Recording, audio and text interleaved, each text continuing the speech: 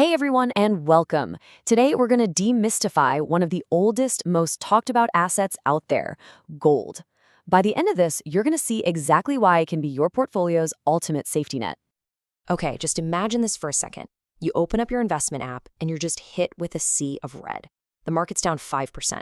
What's that feeling in your stomach? Is it panic? Is it that little voice telling you to sell everything and just get out? It's a super common reaction. But as we're about to see, it's almost always the wrong one. And this quote just hits the nail on the head, right? Financial safety isn't something you sprint towards when there's already a fire. It's something you build before the crisis ever hits. The key isn't reacting to the storm, it's having your ark already built and ready to float. So let's talk about how you build that ark. So what's the secret sauce? Well, it all boils down to one incredibly powerful idea: diversification. It's really just about creating a smart balance between your risky assets, the ones that are going to drive your growth, and your safe assets, which are there to protect you when things go south. This is the bedrock strategy for weathering any market. Okay, let's make this super simple. Imagine your portfolio is split up like this. 70% is in growth stuff like stocks, and the other 30% is in a stable, safe asset like gold. Now, let's see what happens when the market takes that 5% nosedive we were just talking about. Now, look at these numbers. If you were all in on stocks, 100%, your portfolio would be down that full 5%. Ouch. But with that 30% in gold acting like a cushion, your total loss is cut almost in half, down to just 2.9%. And that, right there, is the power of a safety net in action. It doesn't mean you won't feel the bump, but it seriously softens the landing. So you might be asking, okay, how much should I put into safe assets? Well, a really great rule of thumb to start with is the 100 minus age rule. It's simple. If you're 30 years old, you should aim for about 30% in safe assets. If you're 50, that goes up to 50%. It's just a really clever way to automatically lower your risk as you get older and closer to retirement. All right, so you're on board. You need a safety net, and you think gold is the way to go. But how do you actually buy it? Because let me tell you, not all gold investments are created equal. We're going to explore the different ways you can do it, and we'll start with the least efficient and work our way up to the smartest options for a pure investor. Let's think of this like climbing a ladder. At the very bottom, you've got the most traditional ways of owning gold. And as we climb up each rung, the options get more modern, more efficient, and way more cost-effective. So let's start at the very first step.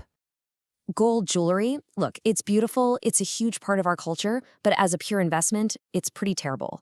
The biggest killer here is something called making charges. That's the cost of actually designing and crafting the piece. These fees can be anywhere from 5 to, believe it or not, 50% of the gold's actual value.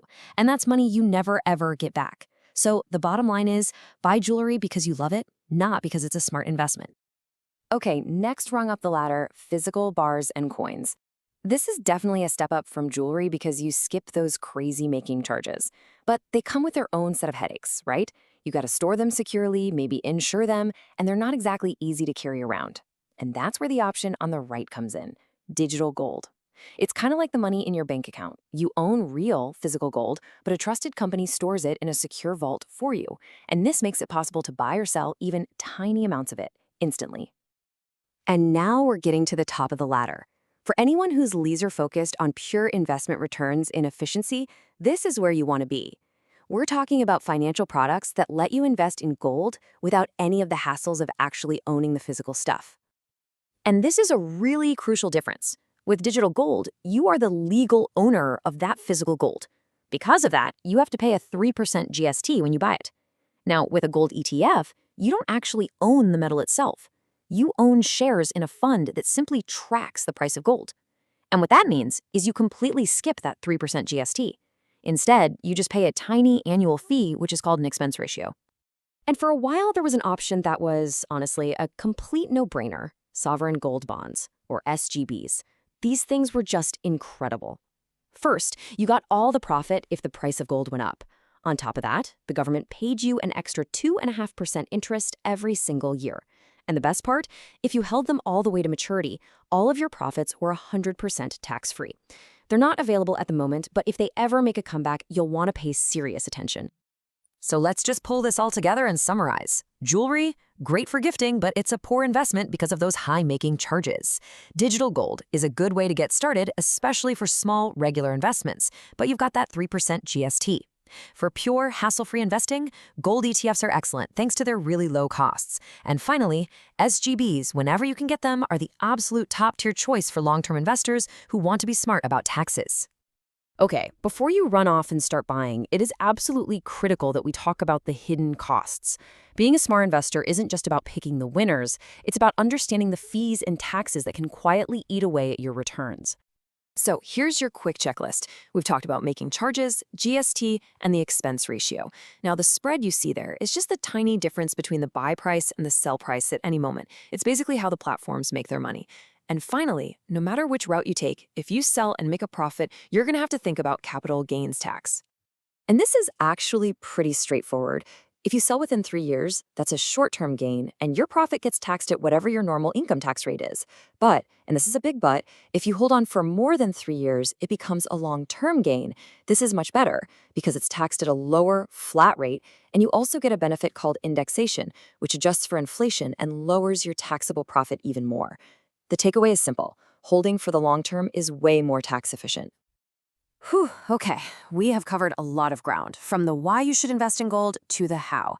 So what's the one big idea you should walk away with? This right here is the most important thing to burn into your brain. Gold is not a get-rich-quick scheme.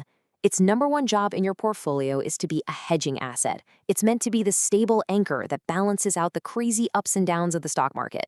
When your stocks are having a bad day, gold is the ding that holds its value, providing that crucial safety net we've been talking about. And you know what the best part is? You don't need to be wealthy to get started. I think a lot of people hear gold and they picture these huge, expensive bars in a vault somewhere. But the reality is, you can start investing in digital gold with as little as 100 rupees. The barrier to entry is basically gone. There's really no excuse not to start building your safety net, even a small one, today. So, I'll leave you with this one question to think about. After all of this, I want you to go take an honest look at your own investments. Do you have that safety net in place for the next time the market gets shaky? Is your portfolio truly protected? Thanks for watching.